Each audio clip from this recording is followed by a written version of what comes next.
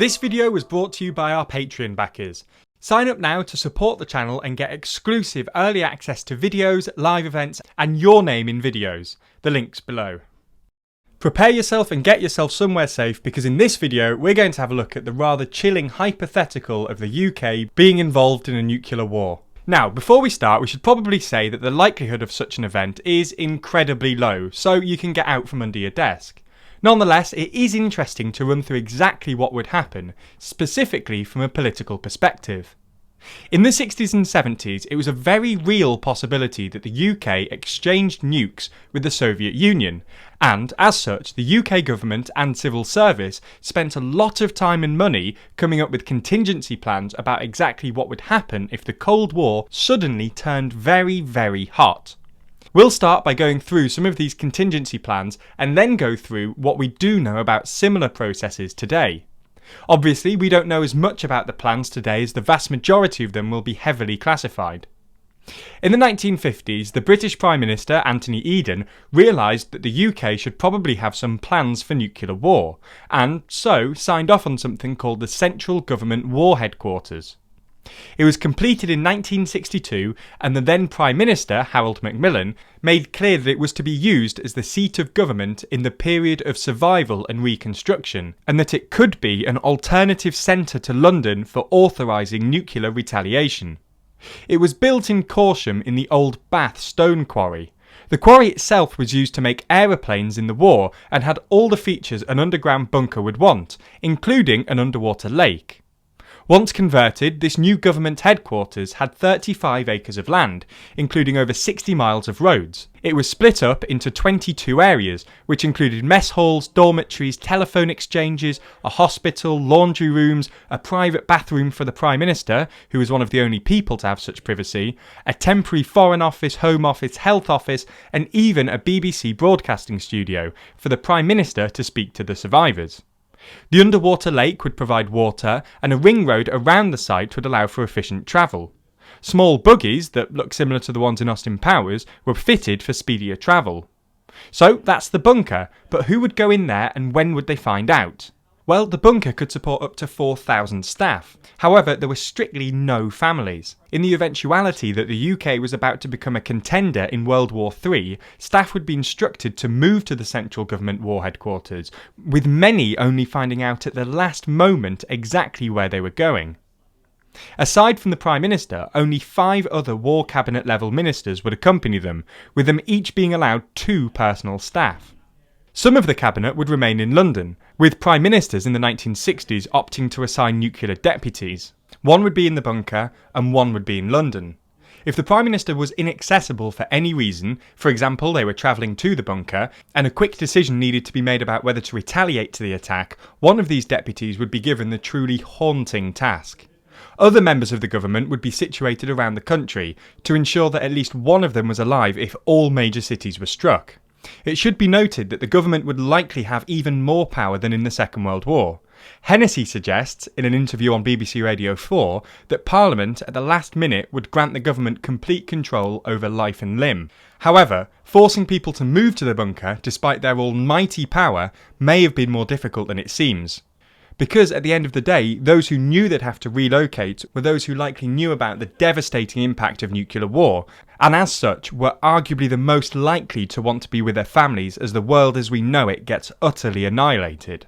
As such, it was believed that many civil servants would refuse the order. Alongside civil servants, government ministers would have to be relocated too. Their move, though, would have been last minute. If it was revealed that their last-minute attempts at diplomacy had failed and the UK was soon to become a smouldering pile of ash, the Prime Minister, the Foreign Secretary and 23 other officials would have been flown via helicopter from Downing Street to the bunker. It's unlikely that the Queen and the royal family will have joined them. While there is some speculation as to whether some of the rooms in the bunker were designed for the royals, Peter Hennessy claims that the procedure dictated that the Queen would have been flown to the royal yacht during periods of international tension. Unlike the US, the UK does not have a clear line of succession for the Prime Minister. Instead, it would be down to the Queen to invite someone to form a government in her name. She doesn't really get that much choice, and it's usually whoever is the leader of the largest party, But in the event that the Prime Minister was killed during World War III, she would have an incredibly difficult task of trying to choose a politician who was alive and could lead the nation through a near impossible rebuilding task. As for the public, it would be down to the Home Office and the RAF to use the 4-minute warning system to notify the public of an incoming strike. As the name suggests, the warning would be merely 4 minutes before the missile hit. TV, radio and sirens, including some of those that were used in the Second World War, would have been some of the mediums used. Most chillingly of this, a script was written, which we've linked in the description, which would have been read by Peter Donaldson and subsequently broadcast on BBC Radio 4. It starts as follows. This is the Wartime Broadcasting Service. This country has been attacked with nuclear weapons. Communications have been severely disrupted, and the number of casualties and the extent of the damage are not yet known. We shall bring you further information as soon as possible. Meanwhile, stay tuned to this wavelength, stay calm, and stay in your own house. Remember, there's nothing to be gained by trying to get away. While the public will have been informed of the incoming strike, there was no plans for evacuation. This is odd considering that there were plans to evacuate major pieces of artwork from Edinburgh and London in old furniture moving lorries. They were to be stored in bunkers outside of major cities. The BBC would have been given 48 hours notice while tension was rising to be prepared to switch to the Wartime Broadcasting Service. This service would collapse all radio and TV channels into one single radio station. Okay, so this is how the UK would have responded in the 60s and 70s, but what about now? Well, for starters, the bunker in Corsham has been decommissioned and all of the equipment has been taken from it.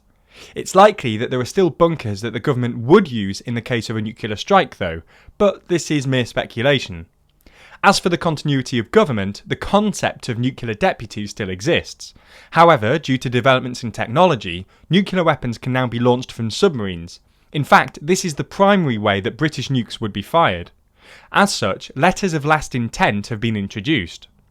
These letters are written by every new Prime Minister on taking office, and then subsequently sent to the commanding officers of Britain's nuclear submarines.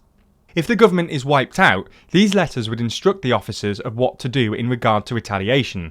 It has been suggested that the Prime Minister has 4 options: retaliate, don't retaliate, use their own judgment, or place the submarine under the command of an allied country, for example Australia or the US. In effect, if the whole government has been wiped out, this decision could be the last decision ever made on the behalf of the government of the United Kingdom. Pretty chilling stuff.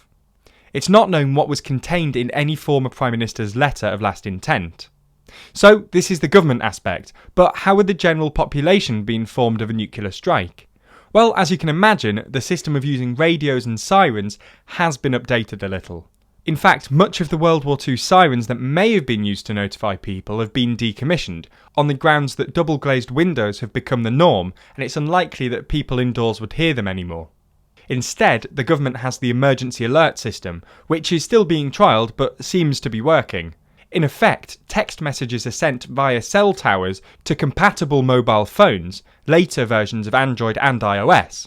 Alongside announcements on news apps, TV announcements, radio announcements and announcements on advertising screens, people would also likely be notified via this emergency alert system that a nuke was incoming. While it isn't known, it's likely that the Queen would be separated from the government for the same reasons of continuity. Whether this would still be on the royal yacht is not really known. Anyway, what do you think of the UK's plans? Do you agree with them? Is there something we've missed? Let us know your thoughts in the comments below. Be sure to subscribe to the channel, and if you want to support us even more and get your name at the end of videos, then back us on Patreon.